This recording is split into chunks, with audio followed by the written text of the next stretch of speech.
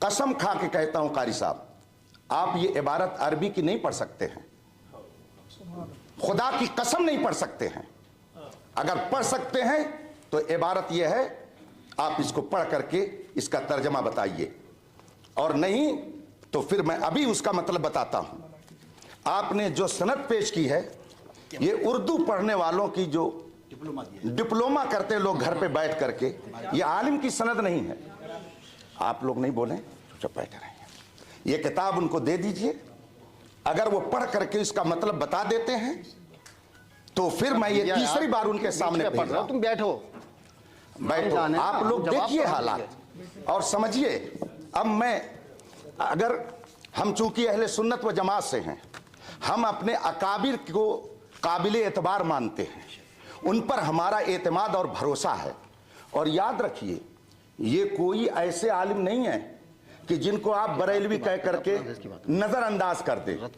इनका इंतकाल 1083 हिजरी में हुआ, गोया तकरीबन 400 साल पहले की ये किताब है। ये 400 साल पहले, गिनती में इधर उधर हो सकता है।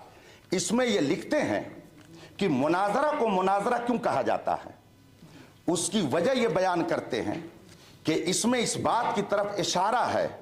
मैं अरबी इबारत इसलिए नहीं पढ़ूंगा ताकि वो दोबारा उसको नकल ना कर सके। तर्जमा पढ़ रहा हूं, इबारत वो पढ़ दे, पूरी मजलिस पर उनका एहसान होगा, पूरी मजलिस पर उनका एहसान होगा। यंबगी अन यकून अल मुनाज़िरान। अब आगे मैंने इसलिए इतनी पढ़ दी कि आप लोगों को यहीं से पढ़ करके वो सुनाएंगे, जिसमें लिखा हुआ है दोनों मुनाजिर के लिए ये होना चाहिए कि वो हम पल्ला हों, उनमें से कोई बहुत बुलंद ना हो और कोई बहुत नीचा ना हो, वरना गुफ्तगू नहीं होगी बल्कि आपस में झगड़ा हो सकता है। और जब उलमा रहेंगे तो वो अपने दर्जे का लिहाज करेंगे, वो अपनी गुफ्तगू में भी आमी अल्फाज और बाजारी लबो लहजा इख्तियार नहीं करेंगे। इसलिए इन्होंने ये शर्त रखी है। और ये किताब जो मेरे हाथ में है, रशीदिया, और फिर उसके मुसन्निफ की तारीख़ वफ़ात 1083 हिजरी है, ये 1446 हिजरी चल रहा है। आप लोग गिन लीजिए कि कितने साल हो गए। आला हजरत उस वक्त पैदा भी नहीं हुए थे। ये उस वक्त की किताब है। अगर इतने कदीम उलमा की किताबें भी मोतबर नहीं तो फिर दीन का दफ्तर आप कहां से लेके आएंगे, किन की बातें मोतबर होंगी। इसलिए मैंने कहा, और इन्होंने अपनी तरफ से नहीं लिखा, ये बहुत बड़े आलिम थे उस जमाने के, तो इन्होंने जो कुछ लिखा किताब व सुन्नत की रोशनी में लिखा है। कुरान से मैंने आयत करीमा पेश की कि जाहिल से बहस करना ये उलमा का काम नहीं है। इसका मतलब है कि बहस व मुबाहिसा करने के लिए अगर आप आलिम हैं तो सामने वाला भी आलिम होना चाहिए। और आलिम के बारे में हम कैसे जानेंगे, उसके जानने का एक तरीका उसकी सनद है। जैसे अभी हमने आपके बारे में जाना कि आपने सिर्फ उर्दू में डिप्लोमा किया, तो ये हमने कैसे जाना, कैसे इसको जाना? आपने अगर ये न दिखाया होता तो हम नहीं जानते। इसका मतलब यह है कि जो दूसरी जमात के अरबी मदारिस में पढ़ने वाले तलबा सनद हासिल करते हैं, आपने वो सनद हासिल की। मैं अल्हम्दुलिल्लाह तकरीबन 2.5 दर्जन किताबों का राइटर हूं। हजारों शागिर्द मेरे पढ़ाए हुए शेखुल हदीस, मुफ्ती और मुबल्लिग और दुनिया भर में वो दीन की तबलीग में लगे हुए हैं। मैं अपना वक्त ऐसे लोगों पर ज़ाय थोड़ी करूँगा। मैं अभी इन हजरात की दावत पर इसलिए आया कि कुछ हजरात ये कहते हैं कि सुन्नी उलमा के पास कोई मुनाजरा करने वाला नहीं है, वरना मैं परसों से बेदार हूँ। और अभी सफ़र करके मुझे एक बड़े दारुल उलूम में जाना है, अल जामिअतुल इस्लामिया रौनाही में रात में खिताब करना है यूपी के अंदर। तो मैं आपका भी वक्त कीमती समझता हूँ, अपना भी। इन्होंने ये सनद पेश की, ये आलिम दीन नहीं है, और जब आलिम दीन नहीं है तो अरबी किताब क्या पढ़ेंगे।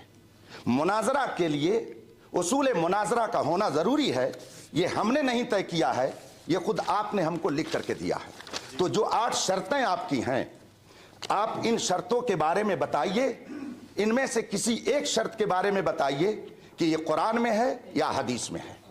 अगर नहीं है तो आपने ये 8 शर्तें लिख करके हमारे पास भेज करके गोया कुरान की भी मुखालफत की और हदीस की भी मुखालफत की, और फिर आपने ये सनद पेश की। आपने मुझसे कहा जब हुजूर के ज़माने में सनद नहीं थी तो मांगते क्यों हैं? तो आपने एक यूनिवर्सिटी से जाके क्यों मांगा? आपने भी तो रसूल पाक के अक़वाल की मुखालफत की। हम दारुल उलूमों में जा करके रसूल पाक का इल्म जहां पढ़ाया जाता है वहां भीख मांगते हैं, और आप कहीं और जा करके भीख मांगते हैं।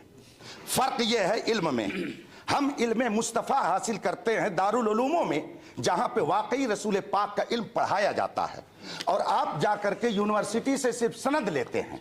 इसका मतलब है कि आप अभी फ़न मुनाजरा के उसूल से आगाह नहीं हैं। अगर हैं तो इन 8 शर्तों के बारे में बताइए, ये कुरान और हदीस में शर्तें कहाँ मज़कूर हैं जिसको आपने हमारे पास इरसाल फरमाया है। मैं अपनी गुफ्तगू को ख़त्म करता हूँ और ये किताब फिर मैं भेजवाता हूँ, उनसे कहिए इबारत पढ़ करके बताए ये शर्त है कि नहीं, और ये किताब मोतबर है या नहीं, और इस किताब के मुसन्निफ को ये मोतबर मानते हैं कि नहीं। अगर मानते हैं तो उसके बारे में बताएं, और नहीं मानते हैं तो क्यों, उसकी भी वजह बता दें। किताब हाजिर कीजिए शफीक साहब, फिर ले जाइए आप। मुझे सनद लाइए, किताब नहीं। आप किताब क्यों बार बार हमारी मर्जी के बगैर नहीं ला सकते? सनद भी ले जाइए, सनद भी ले जाइए।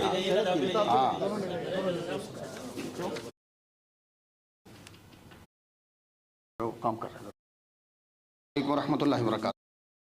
तो कुछ उसमें भीख मांगना, आपसे एक ही उनकी लिखी हुई किताब असल जो है कुरान और हदीस पर चलते हैं, तो इस किताब को एक तरफ रख दीजिएगा। क्लियर बात है, कुरान और हदीस, कुरान अल्लाह की किताब है और हदीस रसूलुल्लाह की किताब है।